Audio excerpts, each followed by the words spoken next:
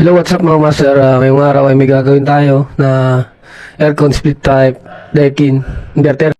Bale, ang problema niya is yan, yung indoor niya is continuous blinking. At tayo gumana ng indoor fan motor niya, kaya yan reklamo sa amin ng customer. Ay, ang gagawin natin ngayon master, titingnan natin yung error code niya gamit yung remote. Pag may narinig ka na long beep, sabihin yun yung error code niya.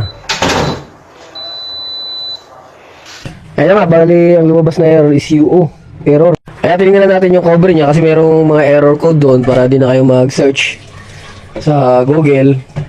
Ayan, bali naging error is refrigerants shortage. Ibig sabihin, kulang yung karga niya. Ang cause nun ay may leak.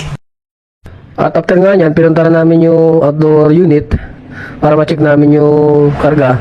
At syempre, nareset muna namin yung breaker dyan bago namin sinalpak yung gauge para umandar yung outdoor unit natin para ma-check natin kung yung karga niya is talagang kulang. Kasi pag hindi nyo pinandar yung unit dyan, hindi nyo malalaman kung may leak siya o wala. Kasi yung makakuha nyo pressure is standing pressure mataas pa rin, 230 to 250, naglalaro sa ganyan. Kaya mas maganda, pandarin nyo yung unit para ma-sure nyo na wala talagang karga o kulang ng karga. Ayun nga, umandar na yung compressor at yan nga, lumabas na yung karga niya. Bali 30 something lang yung pressure niya. At saka nag-i-yellow na nga siya. Kaya yun, pinatay na namin yung unit para ma-check natin kung saan yung leak.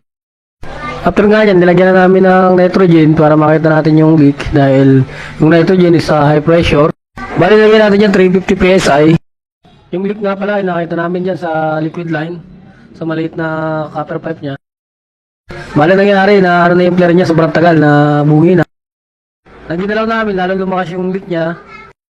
Kaya lang mga master, maraming salamat at mapagpalang araw sa ating lahat.